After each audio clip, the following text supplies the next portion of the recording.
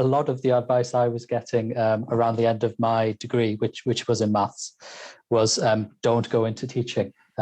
Whatever you do, explore other avenues. But I'd actually completed a module in education towards the end of my degree. Absolutely loved it. Took a year out teaching abroad.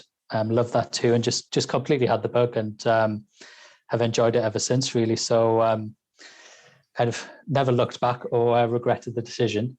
And I was thinking, about this in advance, and I think for me, there's that awful phrase around primary teachers get into teaching because they love children, secondary teachers get into teaching because they love their subject, and I have to completely disagree with that and say you need both in both settings. Absolutely. And for me, it's both. It's both. Welcome to the Independent School Podcast. Thinking and acting strategically is the key to both securing the future of your school and helping to build a more equal and just world. My name's Juliette Corbett. I'm a consultant, speaker and facilitator specialising in helping independent schools. In this podcast, I translate tried and tested strategy and fundraising techniques into a language that works for schools. So if you're a senior leader in a private school and you want your daily work to feel less exhausting and more strategic, and if you want once more to feel the joy of making the world a better place through education, then you're in the right place. Welcome, and let's get started on this week's episode.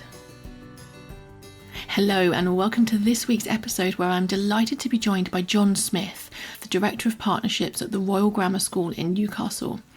And we're going to be talking about their partnership teaching model. The Royal Grammar School Newcastle, or RGS Newcastle, is an HMC independent day school with about 1,000 pupils in the senior school and a further 250 in the junior school.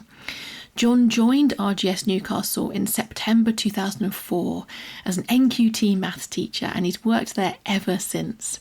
Over the years, he's taken on various different roles, including head of maths for 12 years and also head of teaching.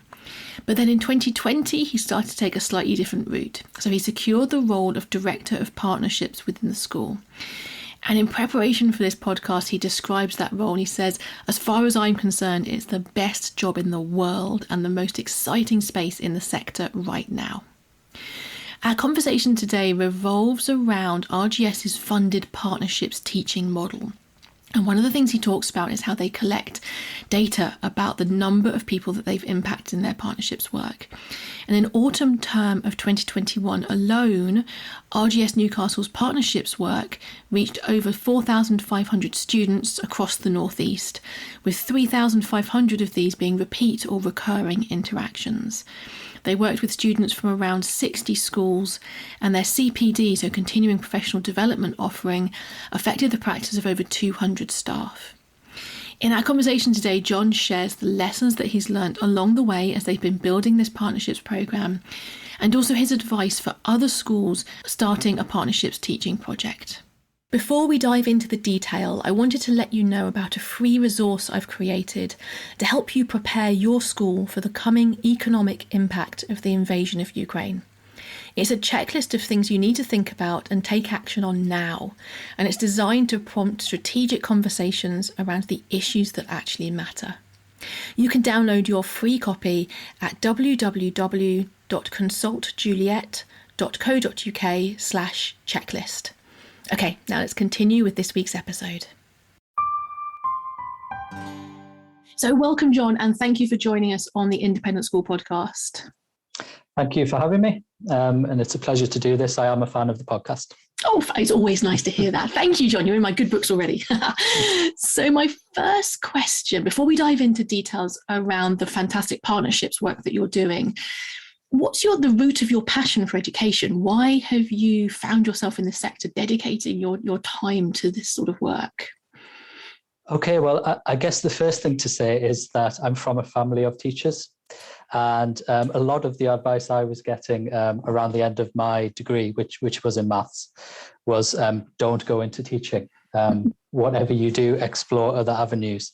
But I'd actually completed a module in education towards the end of my degree. Absolutely loved it. Took a year out teaching abroad. Loved that too, and just completely had the bug, and have enjoyed it ever since, really. So kind of never looked back or regretted the decision. And I was thinking, about this in advance, and I think for me, there's that awful phrase around primary teachers get into teaching because they love children, secondary teachers get into teaching because they love their subject, and I have to completely disagree with that and say you need both in both settings. Absolutely. And for me, it's both. It's both. Yeah. It's funny you should mention that about your family's influence. It was actually very similar for me. So my parents were in education, but in FE and HE rather than in schools. And their education to me and my brother and sister were, don't go into teaching. And my brother is now a state school teacher, and I'm not a teacher, but I'm in the sector in the sense of the work that I do. So I think sometimes there's something that pulls you in that direction, isn't there? Towards making a difference for young people. So I would love to hear about the partnerships work that you're doing and the Royal Grammar School Newcastle. I'd love to hear, first of all, about the journey that you took. So how did all of this start? Is the school relatively new in partnerships work?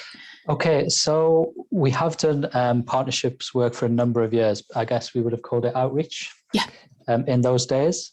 But it was very much kind of pockets of work here and there.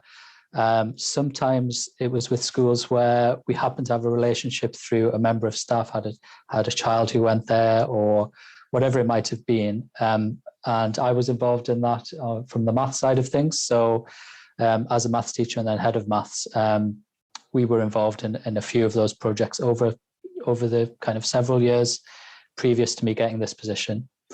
And then just before COVID hit, actually, the headmaster, Jeffrey Stanford, who came in, actually created a full-time role, Director of Partnerships, which is the role I went for. The previous incumbent had been part-time, who was the outgoing deputy head, Tony Bird, who was great at the job, and actually really started bringing some coherence to the work we were doing. So I guess that's kind of early 2020. And then we went through the process of obviously putting a full-time role in there, and really the governor's really investing in the work through my role, I guess. So I guess compared to some schools, we're fairly new to putting the resource into it in terms of staffing. And I guess over the last year or so, we've really tried to bring some coherence to what we do. I think that's a similar journey for many schools, isn't it? There's a sense that outreach has been going for generations in different kind of guises, but the fact that the trend is towards it being more coherent, as you said, and more focused in on having a specific impact and being more strategic about the way you do it, and also increasingly not just relying on the sort of goodwill of people within your community to do a bit extra, many of whom did and absolutely stepped up to the task in hand, but to actually specifically put resourcing into staff these projects. I think that is, as you say, a more recent trend across the sector. So tell us a little bit about how the school moved from that sort of maths focused outreach initially into a more structured program and your partnerships teachers program that you currently run. Okay, so I guess the first thing we did was look at the relationships. So my first job was really around the question who. So who are we working with? Are we working in the areas where we would have the most impact and where there is the most need? And in the area where I'm based in the northeast and in the centre of Newcastle, we don't have to actually look too far to find areas of real disadvantage. So I guess my first task from day one was get in touch with schools in those areas where we'd looked at metrics around free school meals, pupil premium, etc., where we could make a difference, but also those schools where they were open to working with us. So they were open to the idea of partnerships, and they could see where we were coming from with it. That it was a two-way thing, and we were hoping to be mutually beneficial and put something sustainable in place. So I guess that was the first step, was redirecting the work, and in particular now we work with a lot of schools in the West End of Newcastle. And in fact, we sit on the board of the Outer West Trust of primaries, and then there's a broader group of secondaries. And a lot of our work is with those schools. So I guess that was the first stage, was kind of, we kind of had the question why in place. So we'd figured out why we want to do it and resource it. And then I followed up on the who. And then the question really was then, I think that's the crucial stage where the partnerships piece fits in, is around the conversation. So having the discussions with the head teachers, getting on the phone, getting out there, meeting people when COVID allowed us to find out, which were the projects that we thought had legs and where we could work together collaboratively on things. Absolutely. I love the structure of that, understanding first of all why your school wants to do it, and then being really careful to understand who you're working with. And I think the key words there, the mutually beneficial and sustainable is the key to that, isn't it? So it's understanding where there are pockets of deprivation, but also where there are schools that have an outlook which is similar to yours or complementary to your school's outlook, in the sense that it is an equal partnership of schools, and that sometimes can be driven by the heads of those schools and sometimes by the history of those schools, but working to overcome barriers is really important, but also to recognize that if this is going to work, it's not going to work unless you have individuals who enjoy working together, trust each other, to have those really honest conversations that you mentioned about what's needed and how you can help each other. Yes, I think that's it. And what I've learned over the last kind of 18 months is the projects that have legs are the ones where the partnerships were in place from the start, rather than perhaps some of the legacy projects that we had. And another thing I guess I've learned is, within a particular project, it might look like outreach. So it might look like one way, but actually there may be several other projects going on, some of which might be running the other way with the same school or with the same group of schools. And then it becomes a partnership in that way. So it's a much broader piece of work. That's really important, actually, isn't it? That not every individual specific project needs to be fully two-way, but that the partnership relationship as a whole is fully two-way, so that individual projects may well be a flow of assistance in one direction or the other. But what's important is that, over, let's say a year, for example, there are multiple projects that are meaning that the relationship as a whole is balanced in both directions. That's really important, actually, isn't it? Yes, I think so. Yeah. So I'm guessing the next question is how. So if you've worked out the why, you worked out the who, how did you start to answer that question of how you are actually going to be working together? Okay, so I guess there are a few ways of answering this. So we work with our kind of sixth form service strand around getting our sixth formers involved in a lot of the work we do, which I know is common across the sector. And that was a very well-established strand of work that we had in the school already, where sixth formers go out, and particularly around literacy, and help with one-to-one reading and intervention in primary schools. So we redirected a lot of that work to particular schools we were working with on other projects. And what I found really useful about that is it's a weekly presence. So it's not a one-off bells and whistles project that we're running. That there's weekly contact with RGS, even if it's with our students or with a member of staff, and then building on that, then offering other projects or working together on other strands. And I think something else you alluded to earlier around where outreach historically had probably been done around where we had a bit of goodwill amongst the staff body here, or maybe a little bit of slack in someone's timetable. We made a conscious decision through some generous funding from the Rees Foundation here in the Northeast to fund partnership teachers. So again, we're able to embed a teacher weekly in a school in both maths and physics, working on a longer term project. And again, it's that more kind of meaningful relationship that can be built through those teachers. So I guess that's a very long way of saying we we worked on some of the legacy projects that were working well, built the relationships, but then also we were lucky to really get that funding through to have a pilot partnership teacher model, which has made a huge difference. Yeah, so you're focusing on maths and physics to begin with. You're about a year into that. Was it kind of spring 2021 that started, I think? How's it going? Yes. Is it being appreciated within the partner schools? Yeah, it is. Yeah, I think it's going really well. So we have a teacher in physics who works 40% here and 60% on partnership work. In maths, it's 20% in school, 80% out. So I should name them, Tom Williams and Sarah Sharp are the brilliant two teachers who we recruited specifically to do those roles. And this first year has been a really interesting process of getting some projects up and running.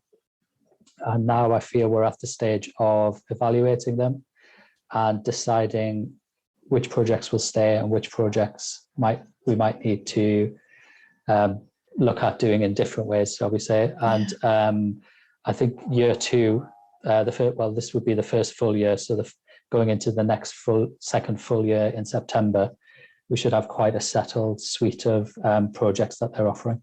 And how are you going about that evaluation? I'm guessing you're combining some quantitative and qualitative feedback.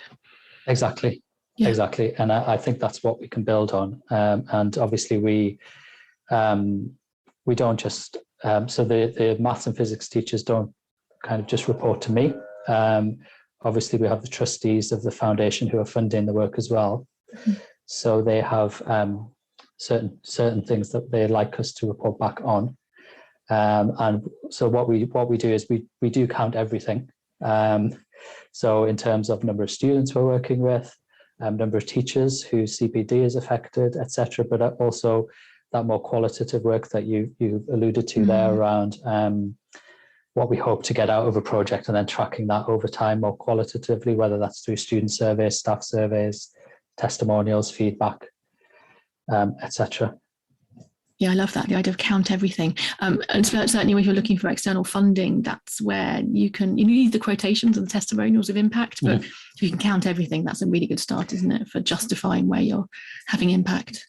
I think it is. And then different stakeholders, I'm finding, like to see different metrics. Tell us more about that. So what's the differences? Yeah. So I guess that's been a learning curve for me coming into this, is we might feel like we have certain metrics or impact measurements or success criteria that we think are good and evidence-based and are embedded in our programs. But actually, when we are, say, looking for another round of funding, which we have done, particular audiences might be interested in particular metrics for their own programs or that suit the way they work.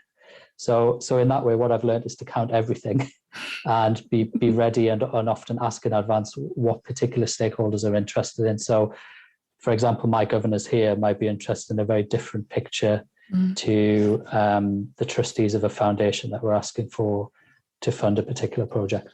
Yeah. And that goes back to that being a bit more strategic and focused about these projects, doesn't it? If you know in advance, especially with a funder, what it is that it attracted them to the project, and you're asking them, what is it you want to see in terms of impact, then designing your metrics to tell that story, whether it's success or whether it's we need to do a bit more work on this area. You're only going to be able to improve things over time if you really understand what's going on. And numbers are a great way of doing that. I guess the other way of doing that is through storytelling as well. So are there ways that you're collecting some of that qualitative data, being able to tell stories in an appropriately anonymized way? Yes, exactly. I think that's crucial. And again, that's something that we've learned is you have to bring these projects to life for all stakeholders. And that's why it's useful to collect as much as you can. So we collect feedback, testimonials from parents. We do pre-course questionnaires.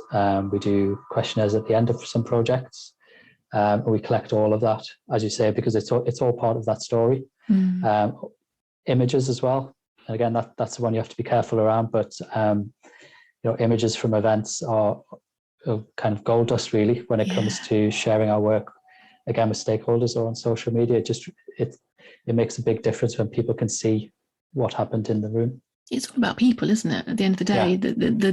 the funding model and the strategy and the metrics is all well and good, but at the end of the day, reminding people this is about not just any old people, these young lives, young people whose futures are being impacted positively by the work.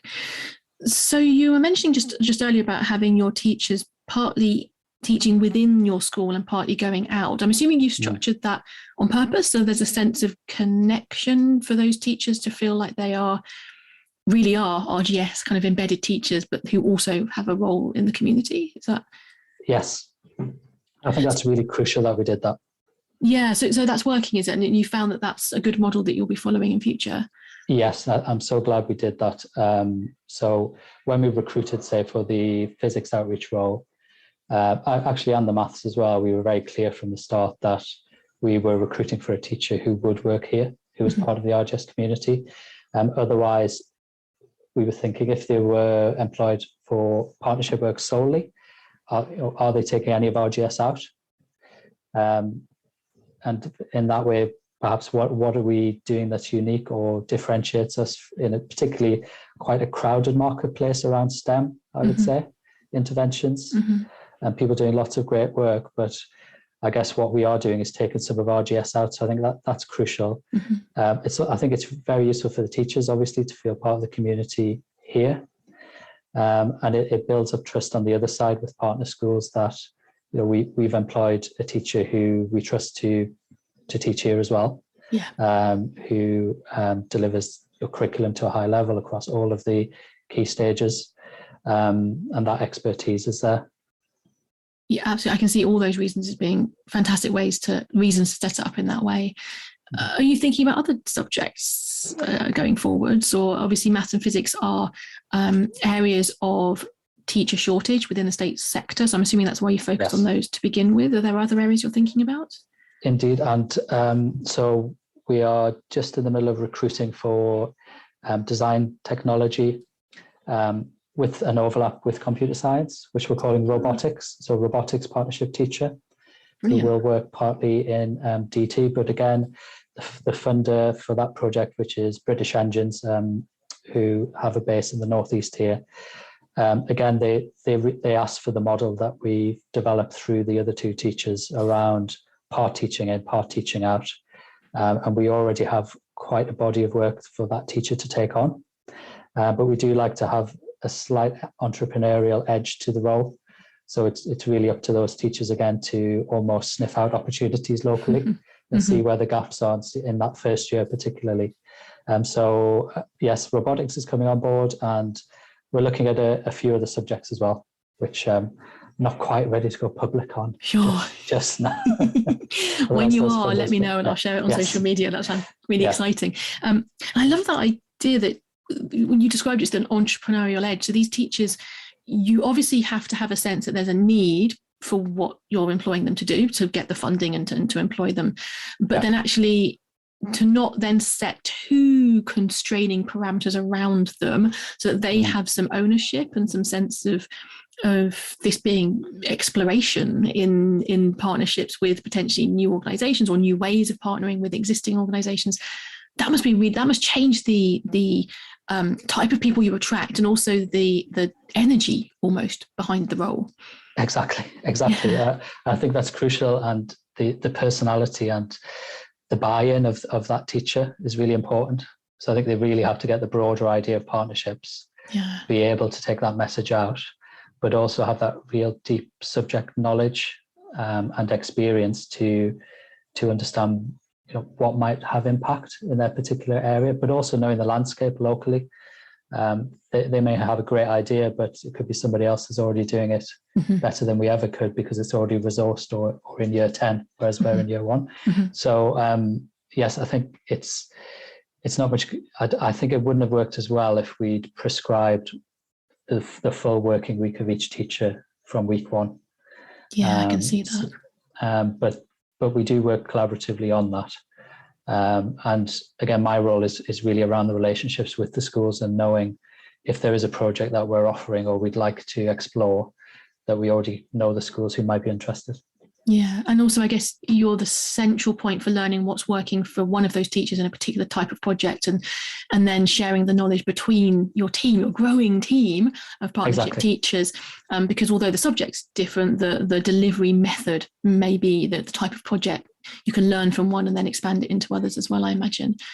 Exactly. And a good example of that is the physics teacher who's working with a local school, has been doing great work, and their design technology lead, a computer science lead, flagged up that there's a room that we can use. So we've got an alternate base already for our robotics teacher in a particular school through our physics teacher. Yeah. Brilliant. So that kind of cross fertilization of different projects is really useful.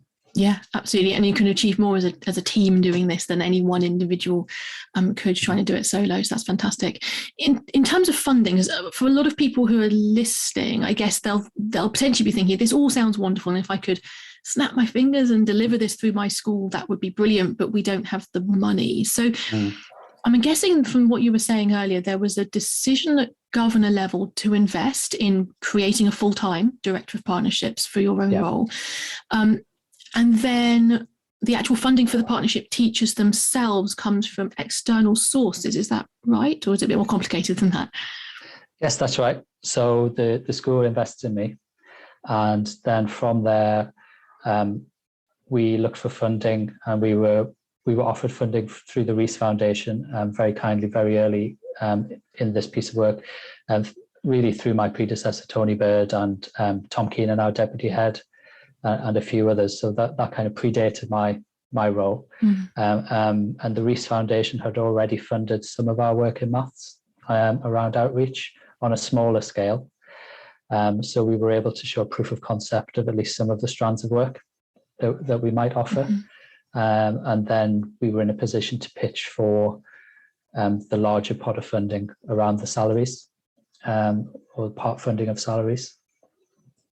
So yes, it's an external source, and I think we're very lucky to have that foundation on board, and for us to work closely with them in developing these roles. And as I've said, through the robotics role, we've been able to point at the Rees Foundation roles and say, look, it's working here. This is how we've structured it. Are you, and then we're in quite a nice position to ask for a similar kind of scheme in other subjects. Yeah, exactly. And again, there's some economies of scale to this whole process, isn't there? And learning what works with a funder who's willing to get in early days at a senior, smaller scale projects and trusts you to scale up a bit, and then to use that as proof of concept, proof of impact to the next funder along the way.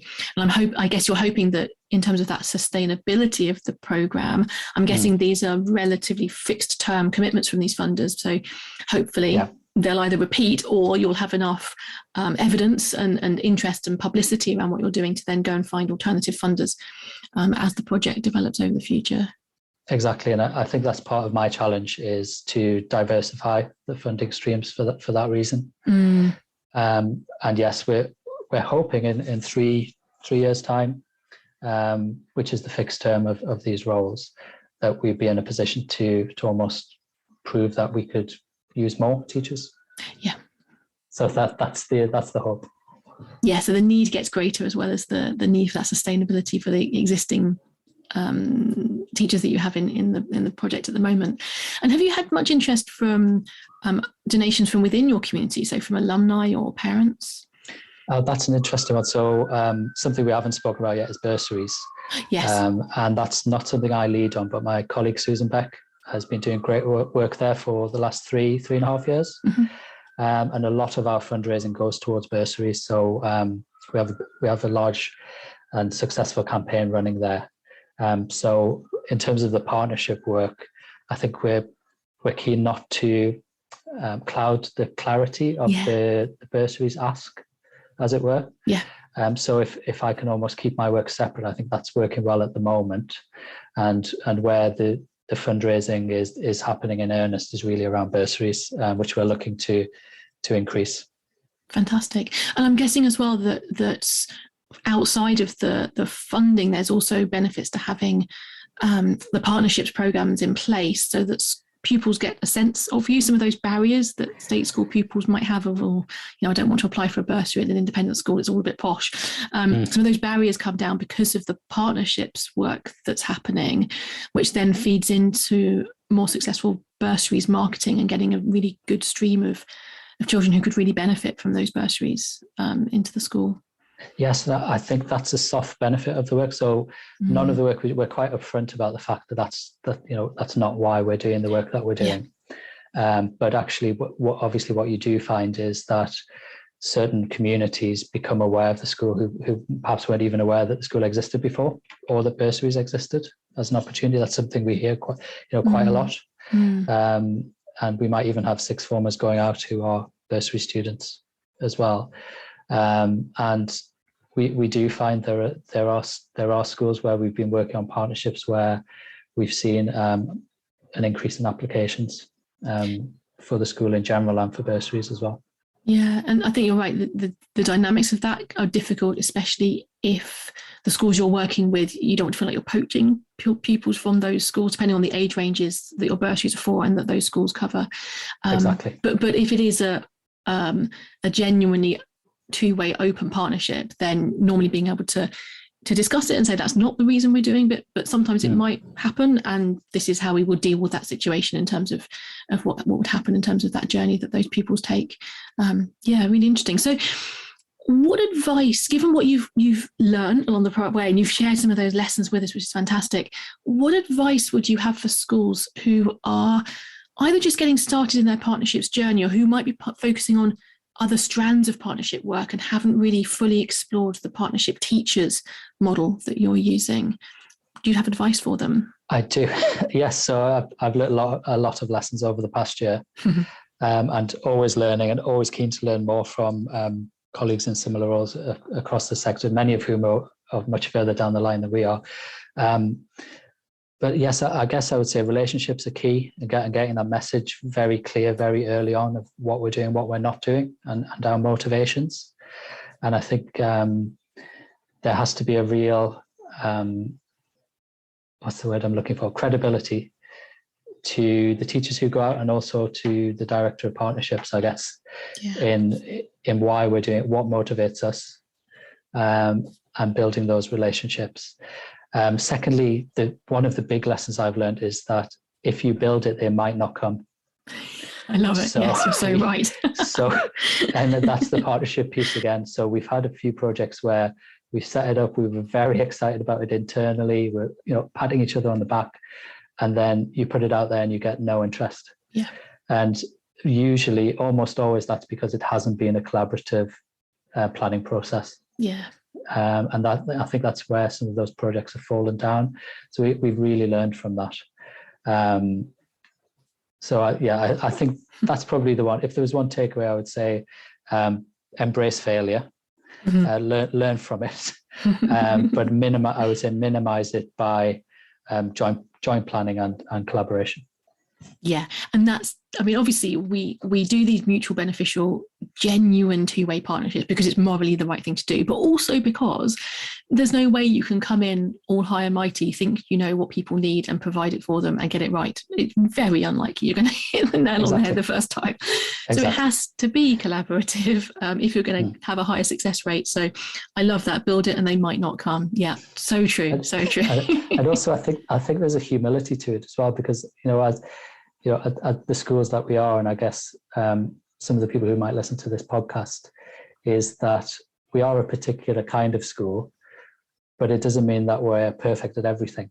So I'm sure every school in the independent sector could find something they can improve on. Yeah. And so those conversations are really crucial around, what could we learn from you? And having those conversations can often break down barriers very, very quickly. Particularly if you've looked in advance and a particular school is a regional leader in a particular area, and asking how can we tap into that and how can we learn from you, and then other conversations can flow from that the other way. Completely, absolutely. So having that humility, embracing failure, and putting relationships and credibility of those relationships at the centre. Fantastic advice, John. I have one final question for you. What are your thoughts on the role of the independent school sector with its job in enhancing social justice and social mobility. So what we've been talking about obviously advances those causes to some degree, and we mustn't overpraise ourselves. This is a small piece in a large problem. But what are your thoughts on the role that our sector should play in this area? That's a good question, and I guess it goes to the heart of the work that we're trying to do on partnerships and bursaries. And particularly if you look into the history of an institution like Royal Grammar School Newcastle, we're coming up to our 500th anniversary in a few years, and the initial foundation of the school was to educate a small number of poor boys at the time in the city, and going through the 20th century, direct grants, assisted places schemes, etc. We served a particular role in our community and in the wider region. And I think now with our charitable status, but actually also the nature of the institution, that we do have a civic responsibility as well as that kind of broader moral responsibility within our location for the wider community to benefit.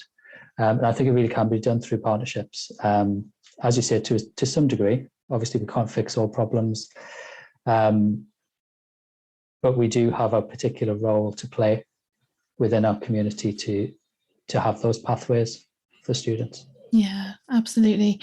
Thank you so much for spending time here with us today, John. I love the fact that you were structuring your own strategy around kind of understanding the why, the who, and then the how.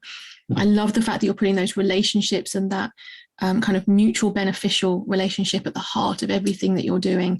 And also really important that these teachers that you're employing have that entrepreneurial edge. I love this idea that these are entrepreneurial change makers. You're kind of enabling to sit within your school and have a role teaching there, but also to be out in your partnership schools, and that they are constantly on the lookout for what kind of mutual beneficial project might be coming next. I think that is the real key for making sure these are having genuine impact and that they're sustainable going forwards. So thank you very much for your time today, John. It's been a fantastic conversation. Thank you. Thanks for listening to the Independent School Podcast, the podcast that helps senior leaders in private schools to think and act more strategically, both because they want to secure the future of their school and because they want to help build a more equal and just world. You can listen in everywhere that podcasts are available. And if you want to catch up on previous episodes or follow any of the links that I've mentioned today, just head over to www.consultjuliet.co.uk/podcast.